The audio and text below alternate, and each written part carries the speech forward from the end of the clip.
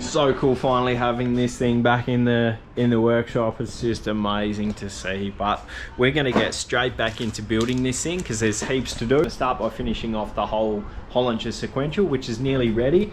I've just got to put this gasket on, Nissan genuine gasket, and the Nismo short shifter.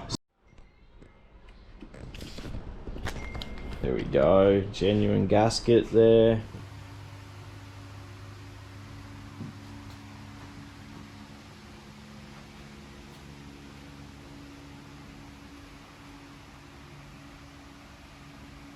And then we've got some cool stuff from Kudos Motorsports. Again, they always help us out. Thank you. And as usual, of course, we've got the HKS stuff. So that stuff there we've been waiting on for a little bit. And then there's also some genuine Nissan stuff in here. So what these are actually our guard bolts. Since we're opening cool stuff, I thought we'd get the turbo out to have another look at as well, because what's in this box here, the HKS box, is actually for the turbo. It's actually a 100mm HKS air filter, which should go on quite nicely directly on the turbo, just because I'm half the time I'm going to have it off so people can see inside the cool turbo, but we'll get it out and see what it looks like on. Still need to be super careful with the turbo because we're still waiting on that beautiful Garrett rear housing, which is off getting the dump pipe all dummied up and things. So amazes me every time I see it. The camera doesn't do it justice. This is a big boy HKS turbo. So got the diff cradle out, or the rear subframe, whatever you want to call it. Just been giving it a clean up. I've got a new set of Hardrace arms here. We'll have adjustable toe in, toe out, and then camber on this one. We don't really need to put Hardrace lower arm in. I don't think there's necessary, not for what I want to do for it, just for the street. I think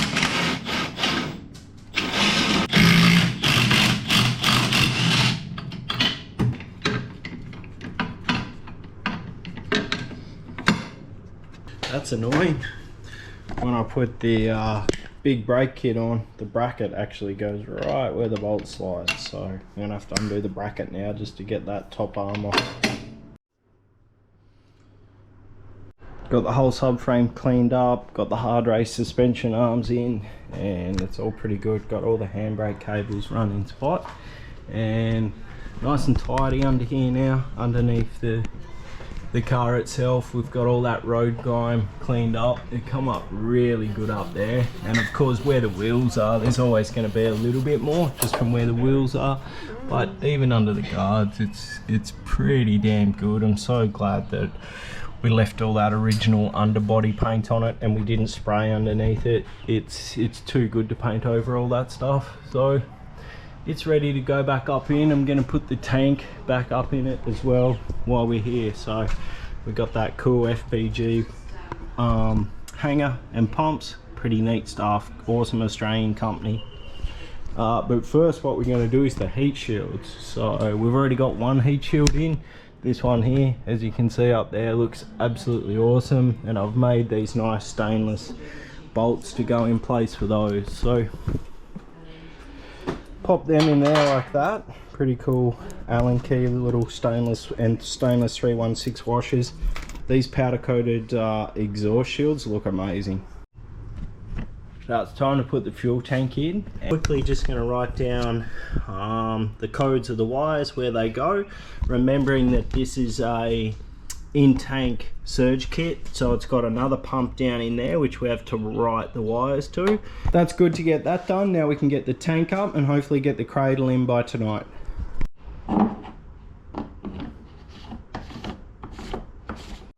Well, I've got the tank out, and just before I put it back up in, this is the fuel cap and the fuel filler neck, obviously, which we've just all cleaned up. So I'm going to grab a new clamp for it, and we'll put that back on as we put the tank up in.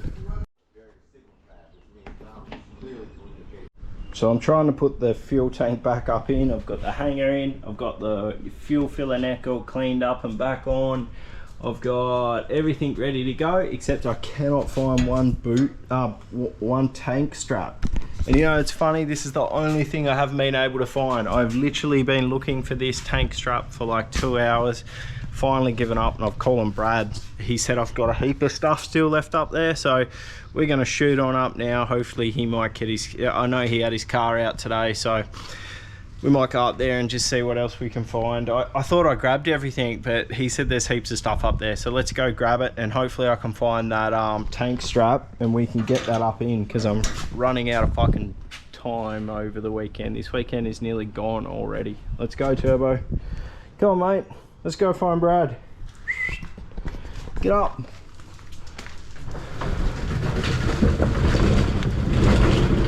Good boy.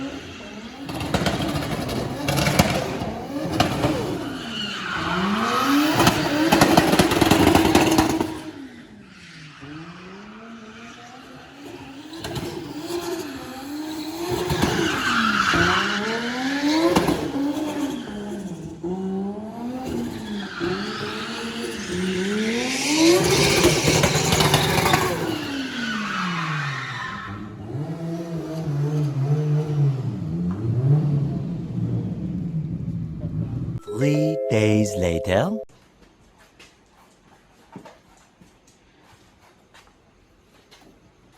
I guess we're going to start on the fuel system, and we're going to replumb the whole car with Raceworks fittings. So Raceworks have been kind enough to jump on board with us, and they've supplied an awesome amount of their new top quality fittings, from dash AN fuel fittings to fuel filters and all the sensor bus lines and things like that. So it's going to be pretty cool to see everything on the car all Raceworks. I really like that. I like one sort of brand, and they've got some top quality stuff. And we've already started with the fuel lines. We've pulled out the old AN just braided Teflon hose, and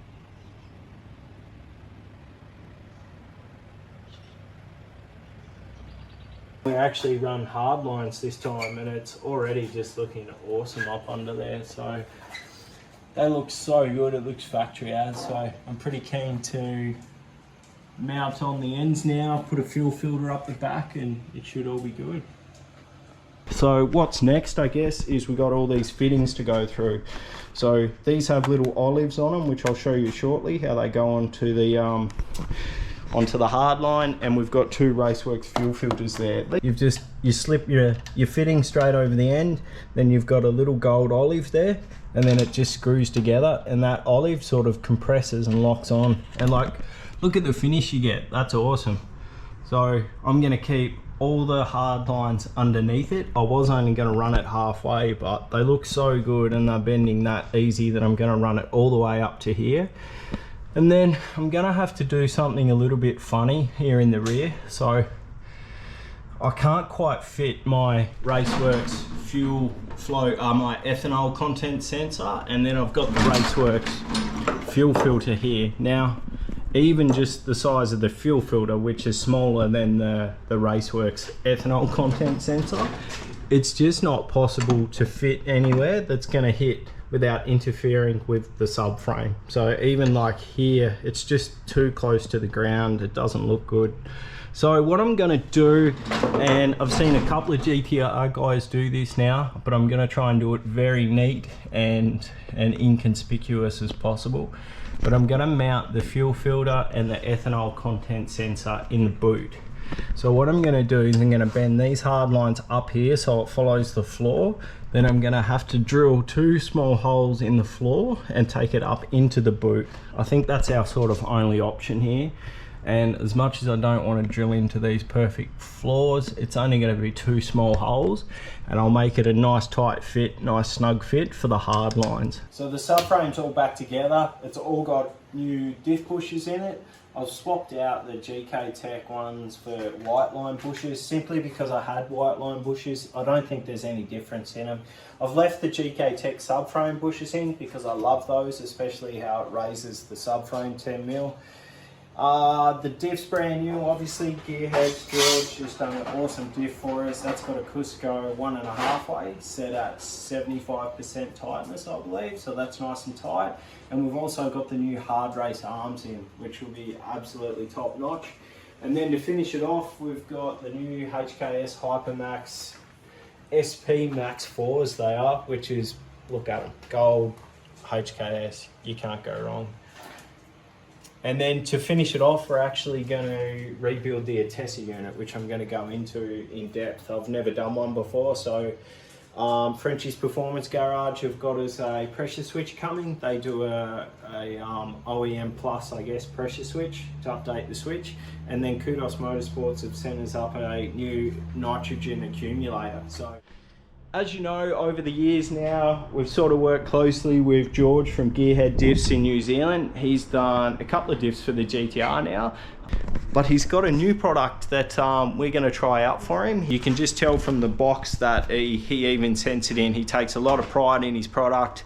I think this product is going to be big in America, so all you guys over in the States, get around this product. I think it's going to be absolutely insane.